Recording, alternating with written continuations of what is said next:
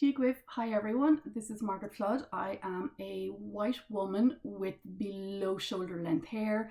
I am wearing a pink t-shirt with white and red butterflies on it. I am sitting indoors and in the background there is a window with the blind closed and there is a shelf with books and a photograph on it.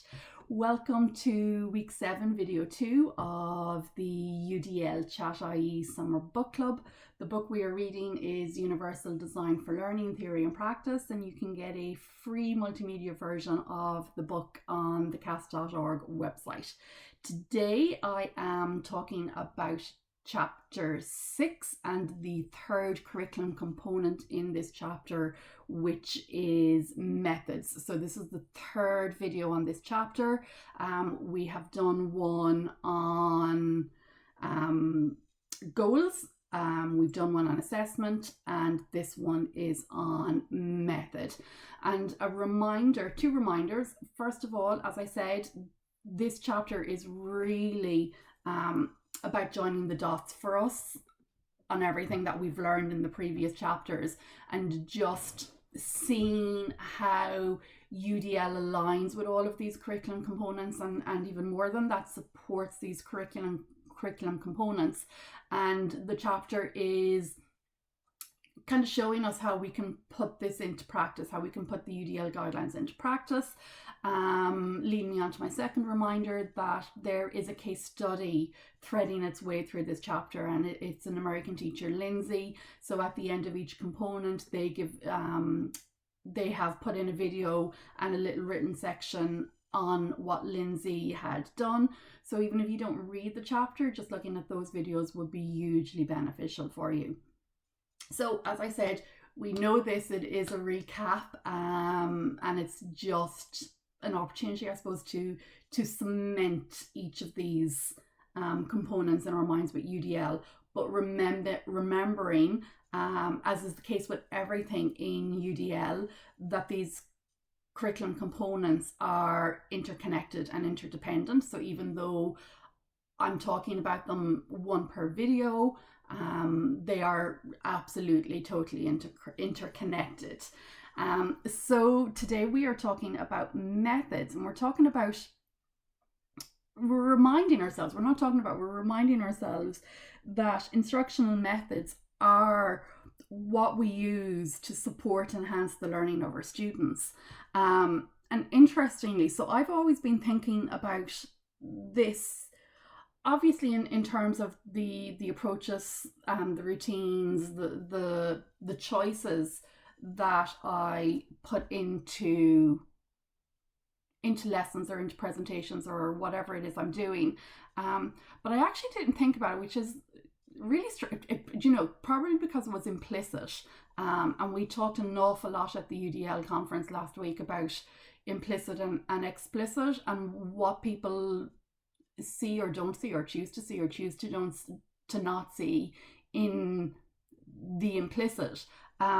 I never actually thought about methods in terms of the decisions I'm making around all of this, which is very strange, I know, because obviously like I and you and every teacher and educator has to make those decisions about what we're putting in and what we're leaving out and the choices that we're given. But actually it never even clicked with me in the number of weeks that we've been talking about this and the number of years I've been engaging in UDL, was actually that my decisions are actually part of the methods and the instructional tools that go into my learning and my teaching and assessment. Strange, I know, but I just said that I would start there. So it is about those decisions, approaches, routines, choices that we put in, but even more so, it's about the flexibility of choices that we put in, that when we're making those decisions, that we're not just deciding to put in one at the exclusion of others that will reduce barriers for other students or will enable access for other students, so that in our decisions that they're intentional and that we're not excluding anybody by the decisions that we make. And that brings us back to that variability, that if we always have variability in mind, that then it's just going to come naturally to us that we're making those decisions to include everyone, and not going back to the differentiation where we're putting in a method for that mythical average student, and then we have to retrofit or adapt for other students because we just didn't make those decisions from the outset. So bearing that in mind, the methods really links us back to chapter 3, where that was the neuroscience chapter, so where we were talking about the networks, the effect of the recognition and the strategic networks, which we know align with the principles, and just what methods we should consider, and we are considering in each of those. So, and it's talking about it, so it doesn't just say support the recognition network, for example. It says support diverse recognition networks. So it's even in there, it's remembering that all of these networks, because they are part of our brain, they are part of our makeup, that they are diverse within themselves as well. Excuse me. So it's just not the diversity of the classroom, it's also the diversity within, and just thinking about that jagged learner profile, and how that jagged learner profile can change from one context to the next as well. So that's really important and really interesting. And so they go through the 3 effective networks, and they list the type of methods we should be considering to use under each one. And again, bearing in mind that you don't have to throw everything in, that these are intentional. So some methods will work really effectively in one subject area or one topic area, for one group of students or one individual student, but may not work in another. And that's why the word intentional is really important. So I know we're saying many choice and flexibility, but that they are intentional is really important as well. So in terms of supporting the effective networks, which are our principle of engagement, that it is about offering choice of content and choice of tools. So it is the text, the video, an image, concrete materials, whatever way that you can offer that choice intentionally and relevant to what you were doing with your students, to remember to do that, and to remember that you need to offer adjustable levels of challenge. And by putting in the challenge, by putting in multiple levels of challenge, you are giving your students autonomy then to move forward. But actually, if they need to take a step backward, that you can do, and actually I hate that word backward when you think about it. Yeah, so if they need to stop and they need to recap on a previous level of challenge, that then they can do that. And it is about, remember we talked about the GPS, and we talked about all the different ways of getting to Kerry, and that for some students it's just like going home because they're from Kerry, and you need to make sure that, because it is so familiar with them, that they don't get completely bored and disengage, and their learning isn't progressing along that continuum of expert learning or mastery in that subject area. But for the person who has never been to Kerry, is traveling the longest distance, is driving it for the first time and has passengers in the car, that there's going to be a lot more challenges along the way, and it's about supporting the challenges appropriately as well as just putting them in there, and supporting. It was really interesting. I'm going to say it was at the CAST conference, and it was also in the book club that I'm doing on unlearning, that sometimes you have to engage the student in reflecting on the level of challenge that they chose, because sometimes it might not be the right level of challenge for them, but you have to let them go through that experience so that you can have the conversation and you can reflect on it, which really feeds back into the assessment video that went up on Tuesday. Don't know my days of the week anymore.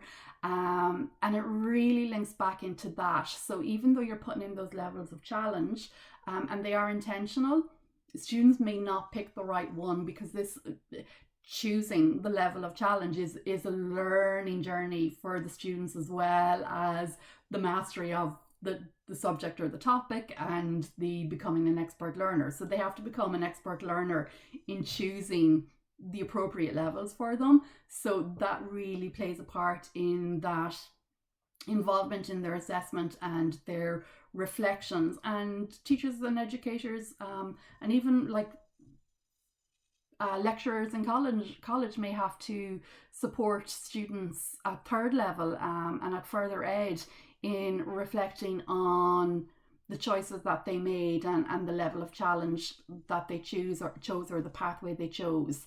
So just bearing that in mind, it's really important.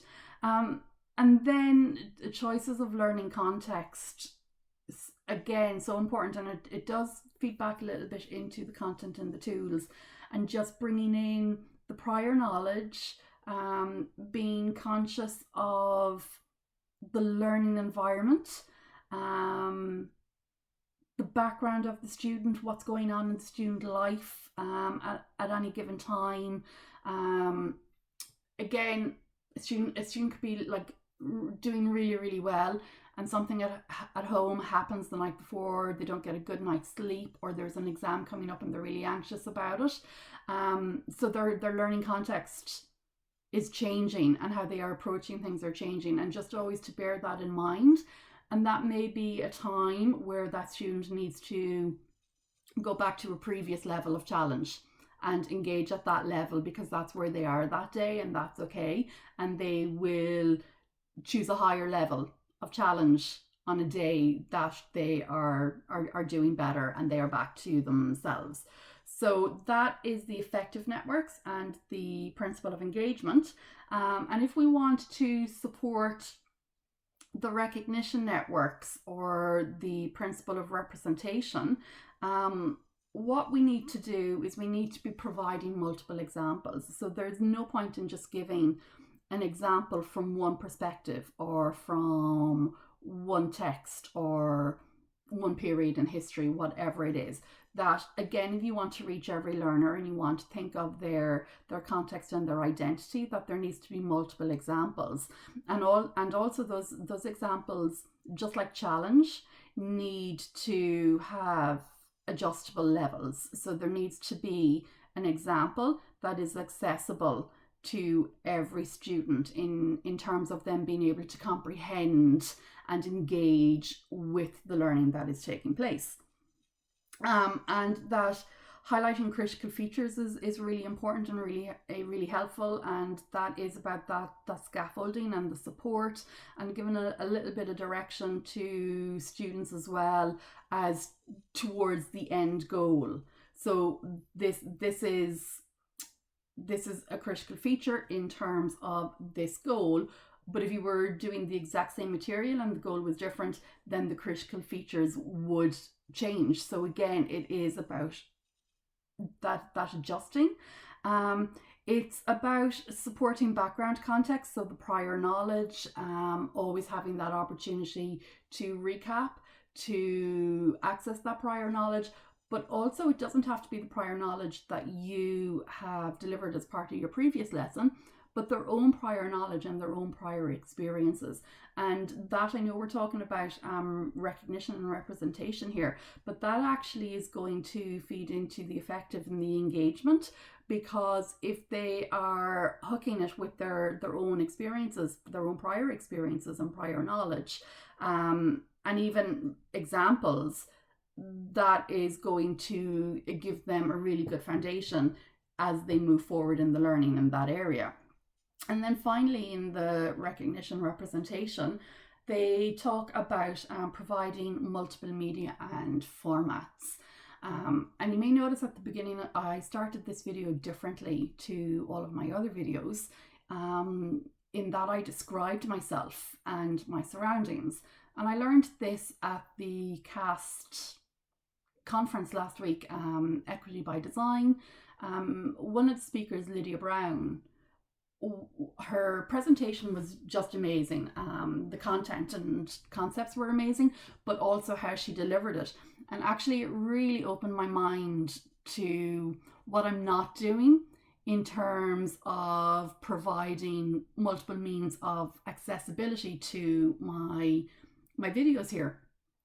And I do the captions, so I'm conscious of anybody who is deaf or has a hearing impairment, being able to read the captions. I know they're not always great, but I'm conscious of that.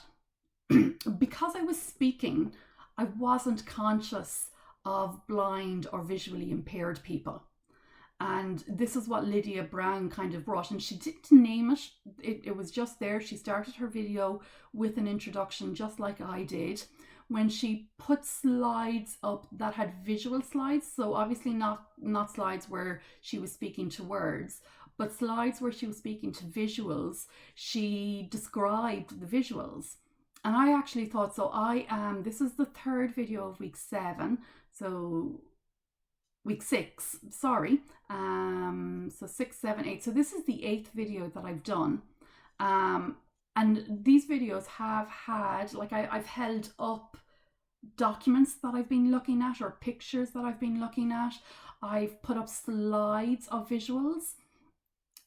And by not describing them, I have excluded members of my community, because they can hear me talking about something, but they can't actually see, or it's really difficult for them to see or make out. And some of them were a bit blurry. So for somebody who is visually impaired, that blur even would have been a disadvantage. If it was really clear, they may have had a better opportunity. But actually, like, I excluded people, not consciously, but again, I'm going to say, like, we talk about this implicit all the time.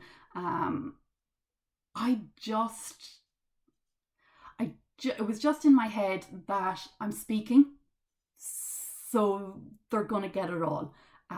So I'm speaking so deaf people won't get it, so I need to put in the captions, but blind people will get it. But actually, no, I excluded them from several segments of the videos. So I apologize to anybody who wasn't able to see any visuals throughout the video. And if people want to DM me on Twitter at @MagsFlood and ask for any visuals, I'm happy to email them all on with descriptions of what they are, and it's something that I am consciously going to work on from here on in, not just on videos on YouTube here, but when I'm presenting to large groups. So just because I'm presenting to a group of educators doesn't mean that everybody in the room can see or hear what I'm doing. And actually, because of back problems I have, if I'm not sitting directly facing a screen, I can't see, because I can't turn myself if I'm sitting at an angle, so I end up not being able to see the screen myself. So yeah, I know I've gone on a tangent on that, but it was just really, really interesting, and it just shows that people who genuinely are trying to be inclusive of everyone and are trying to embed UDL practices into their teaching and learning and assessment and planning, that with all the best intentions in the world, because of our own reduced awareness, because I absolutely do have awareness, but because of my reduced awareness or my privilege that I am hearing and I am seeing, that sometimes I forget. So I'm going to stop there, because I know that's brought us off track a little bit, but actually it fits in really well with that representation and that recognition. So obviously, back to the book and back to the authors, the third network we know is the strategic network, or the principle of action and expression. And what the authors say here is that to support diverse strategic networks, that we need to provide flexible models of skilled performance. And that goes back to the assessment last week, that it isn't just about writing, that there is so many different ways of being able to demonstrate your knowledge, skills, and understanding. And it's about providing opportunities to practice with different models and with different supports. So I know as teachers there can be like a panic. Oh, it's exam time. Oh my God, panic. We need to put our heads down now and we need to do this. And we need to, oh my God, put a presentation together, and our students have never done this before. That's the practice. If this is something we are doing from day one with our students, it becomes the norm. It becomes something that they know how to do, that they have been developing their expertise in it. And that when it comes then to them actually having to be assessed, that they know how to do it. And this is the same, like I've picked a presentation because it's the one that we hear people panic most about. I'm not advocating it as the way to do assessment. I actually think put in, as UDL does, put in all those options. So if you have been providing students with options to engage with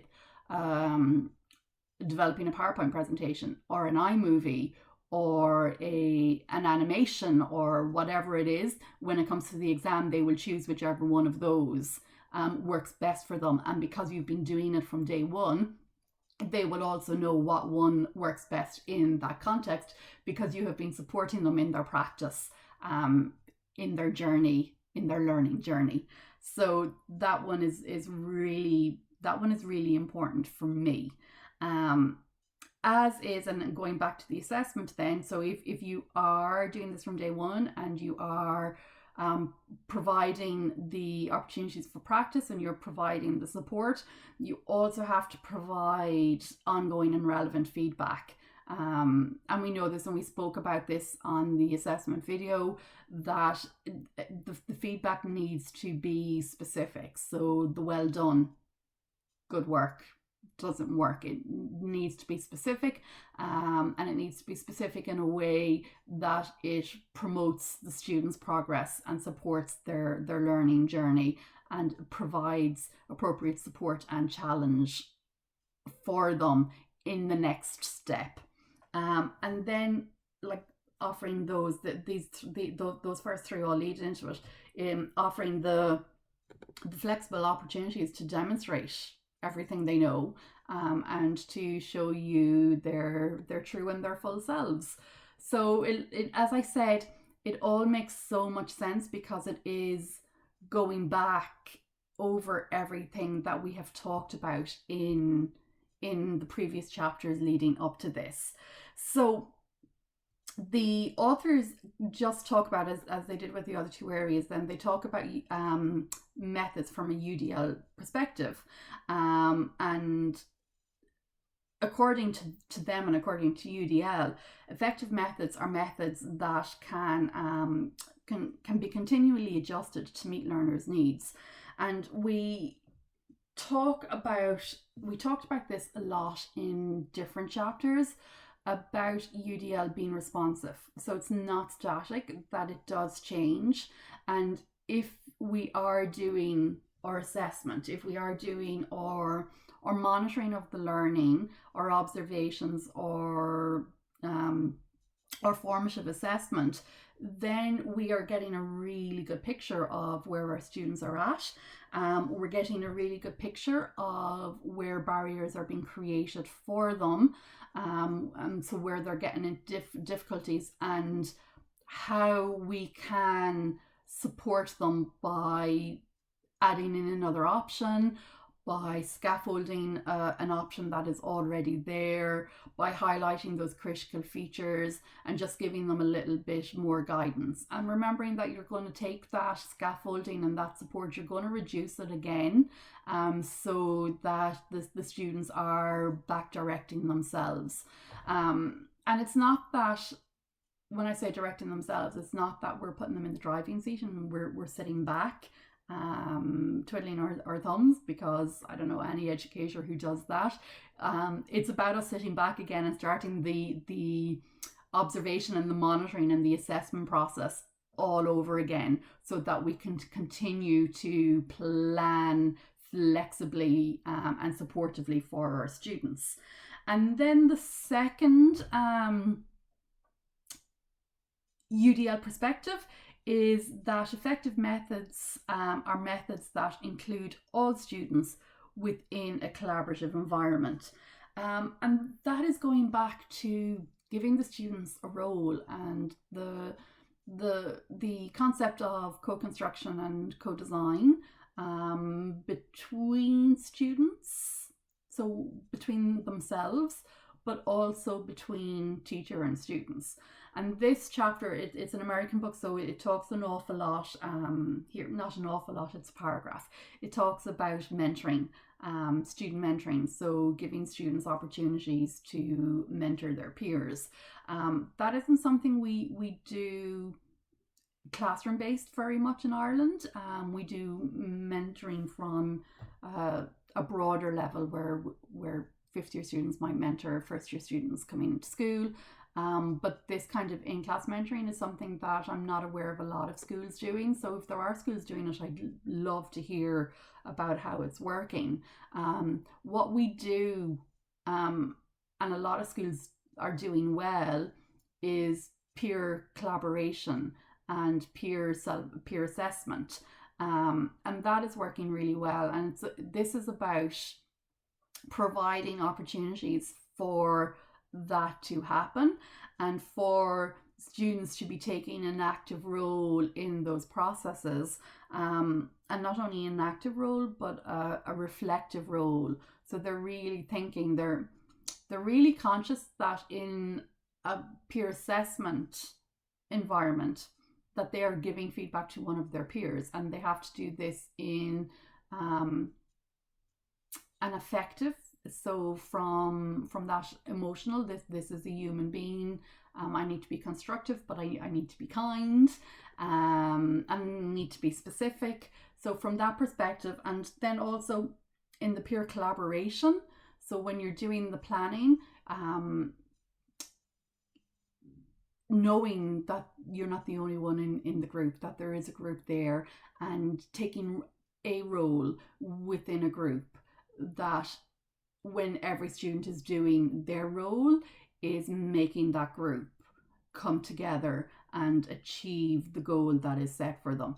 And that comes back to the distributed intelligence that we talked about. So that's not just for adults, where everyone has their expert role and there's overlap. We can absolutely be teaching students about that and getting them to work in that. And we don't need to name it initially, but yeah, getting them into that frame mind, I'm telling you, into that my words into that frame of mind, about this collaboration. And I spoke about it an awful lot last week, about the collaboration between teacher and student in terms of their assessment, but in terms of their planning for their learning and the learning journey individually as a student, but learning journey as part of a learning community and as part of this group of learners that they are in school with for X number of years together. So just bearing all of that in mind, and giving them varied opportunities in how they can take up their roles. So don't always assign the same roles. Initially, for me, I would assign roles, but I would make sure that the role each time for the student was different. So again, that's building the foundation, that is the practice and support they're experiencing every role, so that they can make informed choices when you're in a group. And I would be doing work around negotiating as well, because everyone in the group could want the same role, so there needs to be negotiating going on there as well. It's also about giving them variety in the contexts on which they will be taking on the role as well, and just remembering that while they're in that role, us as teachers and educators will be in that observing seat, so that we can make those adjustments, that we can be responsive, and that we can continue to support and to challenge them as we go along. So that's it on the methods. There's one more component next week, which is the materials component. And as I said, if you don't have time to read the chapter, watch Lindsay's videos. They will add to the videos I'm doing here. Combined, they're probably shorter than one of mine. So yeah, give them a go and see what you think. And as I said, if there is anybody out there who has missed the visuals that I've put through my videos and would like me to send them on with an audio description, please do DM me and I am happy to do that. And otherwise, chat to you all next week. Slán!